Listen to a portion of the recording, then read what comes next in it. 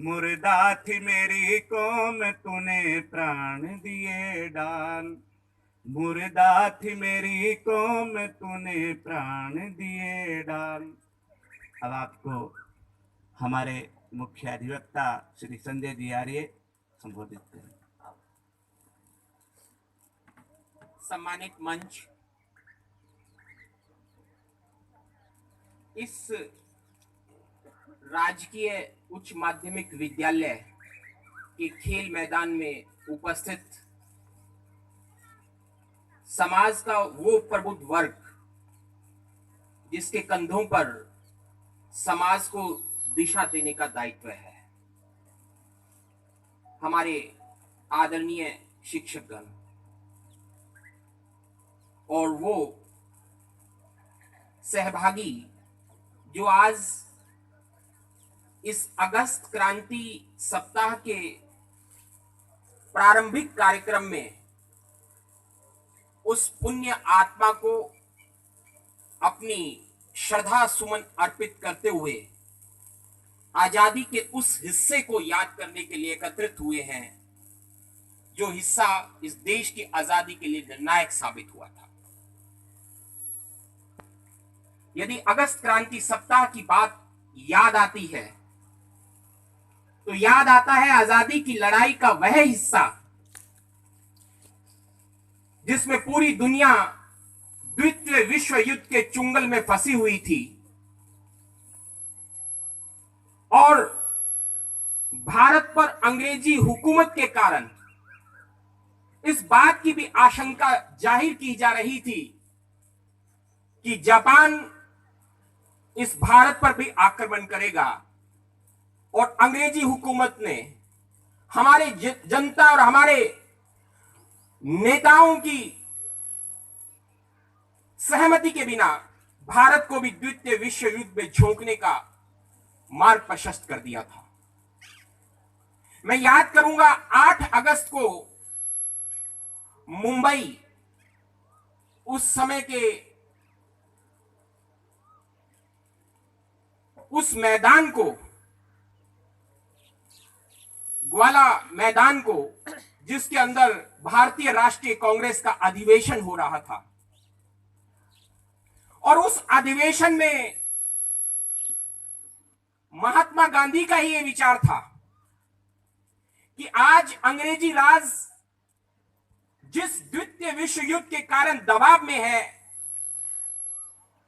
यह वह महत्वपूर्ण समय है जिस पर हमें अब अंतिम लड़ाई लड़ने का वक्त आ गया है।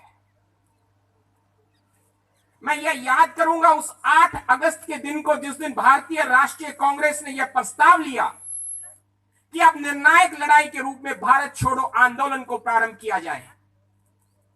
मैं याद करूंगा उस भारतीय राष्ट्रीय कांग्रेस के उस प्रस्ताव को जिसमें यह निर्णय लिया गया कि इस निर्णायक लड़ाई को भारत की आजादी, अंग्रेजी आजादी से मुक्ति दिलाई जाएगी। मैं याद करूंगा महात्मा गांधी के उस उद्बोधन को जिसमें उन्होंने करो या मरो का नारा देते हुए एक बहुत खूबसूरत बात कही। वो बात यह थी कि ये जो करो मरो की बात है इसे हमें आत्मा अर्पित करना है और इस तरह से सांसों में बसा लेना है कि हर सांस के साथ करो और मरो की आवाज निकले। और इसी अभिभूति के साथ में अंग्रेजी साम्राज्य की नींवें हिल गई। आप सब लोग प्रबुद्ध जन हैं, लेकिन मैं याद अवश्य करवा रहा हूं कि 24 घंटे के अंदर भारतीय राष्ट्रीय कांग्रेस के आजादी की लड़ाई के सभी नेताओं को जेल में डाल दिया गया। मैं यहां याद करूंगा अरुणा आसफ अली को, जिन्होंने उसी मैदान पर, जिसे आज हम अगस्त क्रांति मैदान कहते हैं, तिरंगा लहराकर पूरी दुनिया को यह इशारा कर दिया कि अब भारत रुकने वाला नहीं है। वो महात्मा गांधी के दिए हुए मंत्र करो और मरो के साथ में अब देश की आजादी को निर्णायक मोड़ पर पहुंचाने वाला है। मैं भारत छोड़ो आंदोलन को इसलिए भी नमन करता हूं कि इस नमन में, इस आंदोलन के अंदर यदि सबसे बड़ा कोई योगदान हुआ तो वह देश के युवाओं का हुआ। इस आंदोलन का ही परिणाम था कि हमें डॉक्टर राम मनोहर लोहिया जैसे जननायक हमें मिले, हमें जयप्रकाश नारायण जैसे जिन्होंने पूरे बिहार को हिला के रख दिया था, वो ऐसे जननायक मिले। मैं यहां उनको भी याद करूंगा, उन गुमनाम और उन शहीदों को जिन्होंने इस आंदोलन को सफल बनाने के लिए अपना सब कुछ इस देश के लिए न्यौछावर कर दिया। यद्यपि मैं विज्ञान का विद्यार्थी हूं, जब लेकिन रुचिवश जब इस इतिहास के पन्नों को पलटता हूं तो यूं लगता है कि हम तो इस दुनिया में आए ही किस लिए थे, काम तो उन्होंने किया।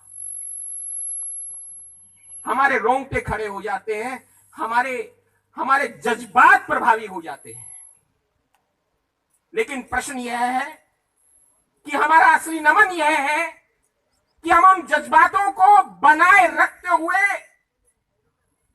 उस संपूर्ण आजादी की बात करें जिसमें मानवीयता सर्वोपरि हो, जिसमें हर व्यक्ति को सुख और दुख का एहसास एक जैसा हो, जिसमें हम वास्तव में अपने उत्तरदायित्वों को निर्वहन करते हुए एक स्वतंत्र नागरिक के रूप में जीवन जी सके।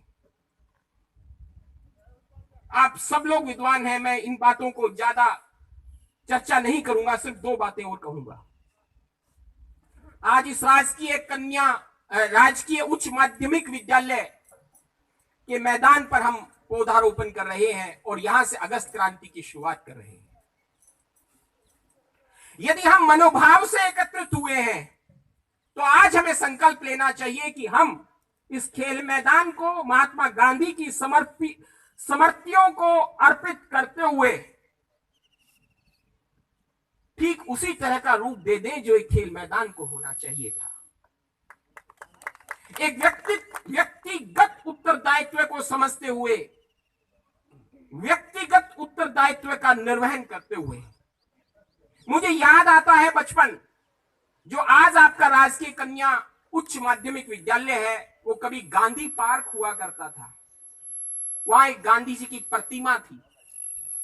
शायद मेरा जन्म 1970 का है, जो लोग 80 के आसपास जन्मे होंगे उन्होंने तो संग्रिया के बारे में हो सकता है कि पहली बार ही मुझसे सुन रहे हो कि यहाँ एक गांधी पार्क था।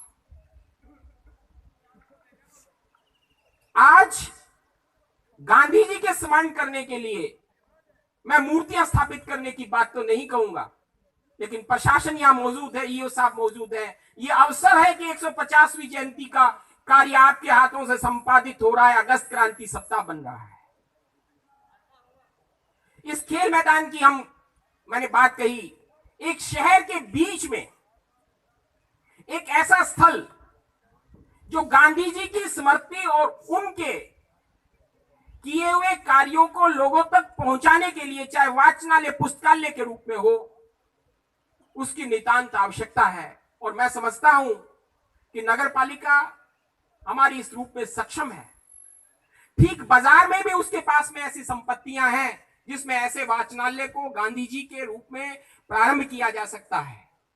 मुझे याद है कि ये कंसेंट लेटर एक हमारी उपभोक्ता संरक्षण समिति को भी दिया हुआ है।